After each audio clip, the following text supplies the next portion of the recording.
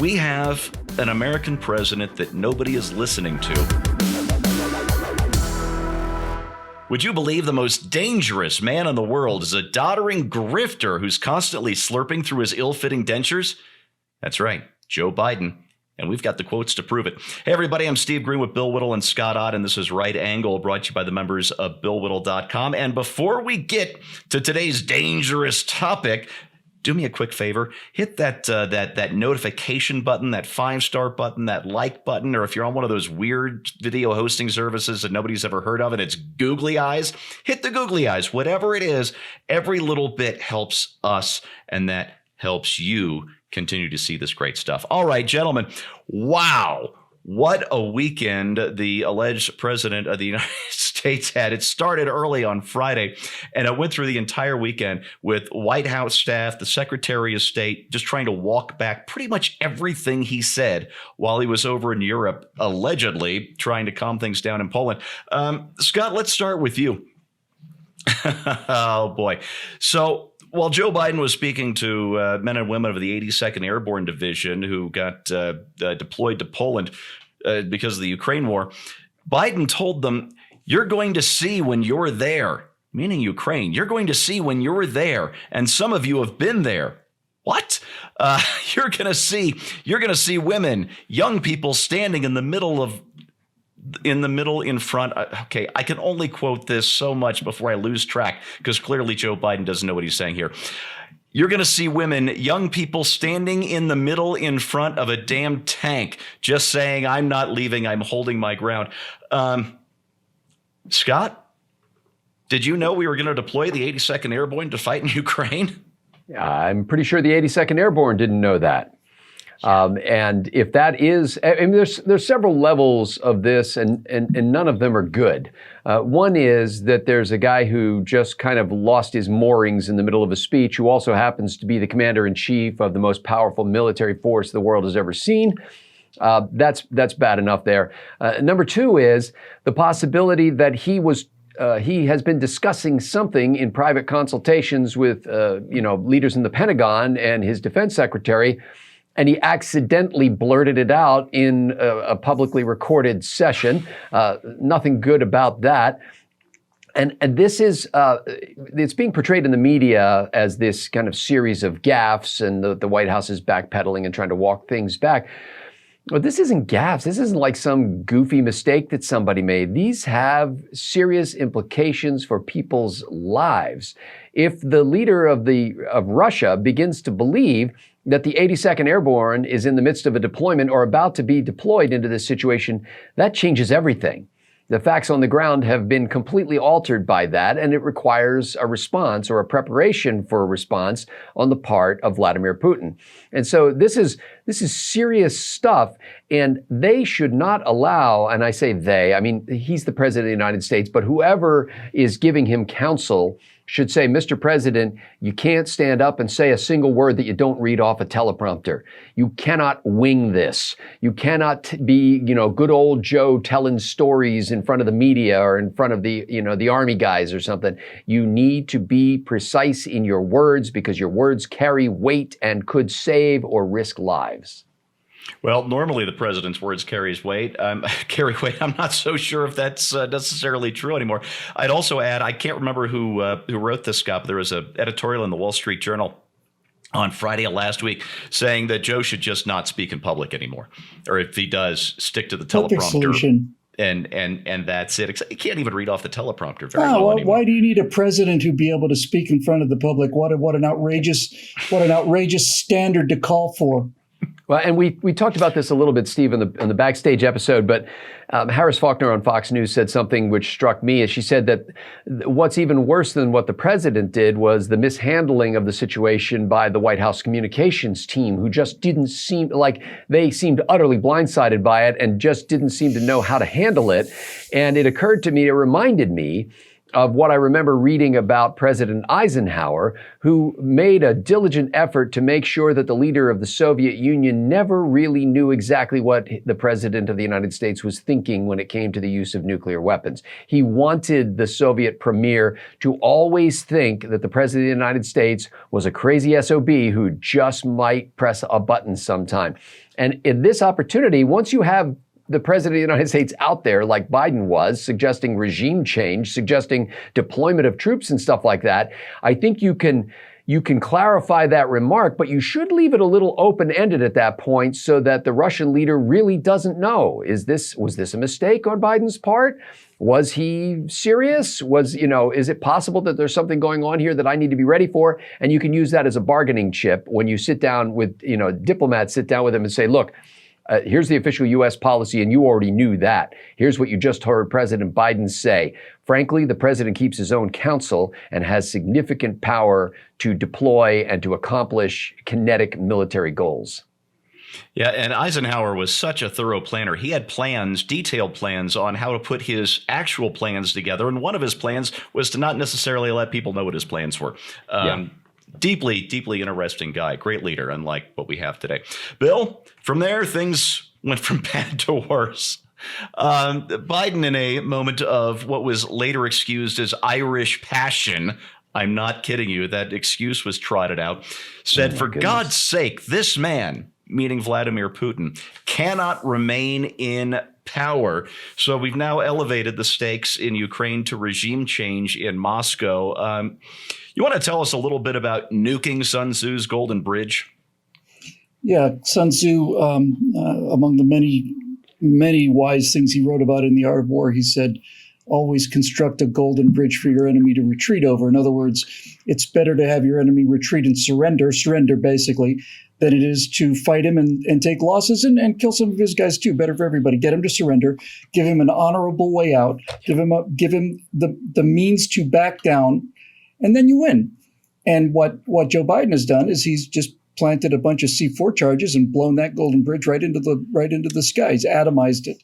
He's given Putin no choice now. If the president of the United States, who's not an insignificant commenter on this international situation, says that Putin has to go, and anybody who's studied a little bit of Russian history, and I have too, you either die of natural causes of old age, or when you go, you're going because of the 9mm headache that you got. So what he's basically saying is Putin either wins this war or is going to die, and that's not what you want to do, especially when there were negotiations going on and so on. So these are the specifics. So let's get down to business now.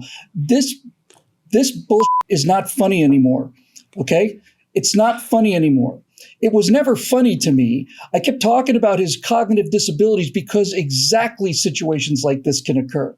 Because the man has no understanding of what he's doing and what he's saying.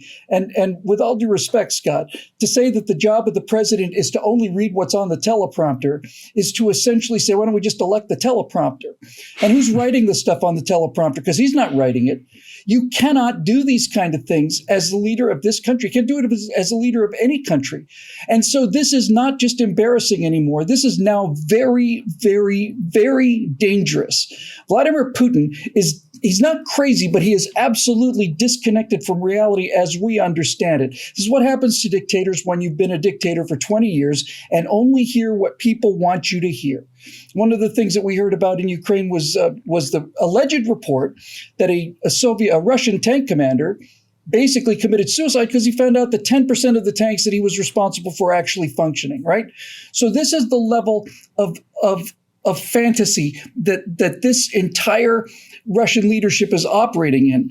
And nobody knows what a remark like telling the 82nd Airborne, you're going to, when you get there, you're going to see it. I don't think he was leaking information that he may have been considering as an option.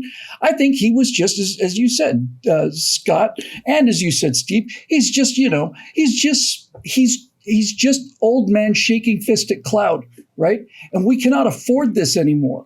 And of course, the best news, of course, is that if Joe Biden is retired for mental incapacity, which I maintain was the case well before he was elected, Then, of course, we can all relax because then we have the gravitas of the vice president who can just step in and reassure all of our allies and to continue to worry our enemies, because Kamala Harris obviously has got the kind of grip on these weighty issues that will restore American deterrence. Forget about prestige. That ship sailed a long time ago.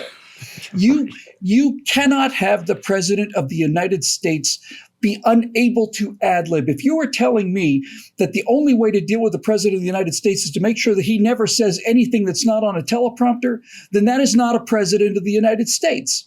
Well, and Bill, I'm sure you understand that I'm saying we have to deal with the president we have right now, not the president that we wish we had or the president we might have in the future. Well, if the president we have right now is only capable of reading off a teleprompter, then it's time to get another president because he is not fit to hold office, right? I mean, that's the admission. If you're saying that the president cannot speak extemporaneously about the issues of the day because of what he might say because of his mental decline, then it's time to get another president. That is a declaration. It's an admission he's unfit for office. And he is unfit for office, and he needs to be replaced quickly. And this kind of thing is finally making people realize that this isn't just a game. It's not just an embarrassment. No. It's a serious business. A few days before Joe Biden went off and started talking about, I'm surprised he didn't bring corn pop into the argument. But the point of it is a few days before he told the 82nd Airborne, you're going to see it. When you go, you're going to see it. Vladimir Putin had said that if NATO gets involved in this fight, there will be a nuclear response. He basically said that. And then 2 days later, the president says this, and a day after that, he says, oh, and Vladimir has got to go. Vladimir Putin has to go. This is not a Hollywood celebrity. This isn't a governor, right? You're dealing with a guy now in the Kremlin who is not only paranoid, he is cornered.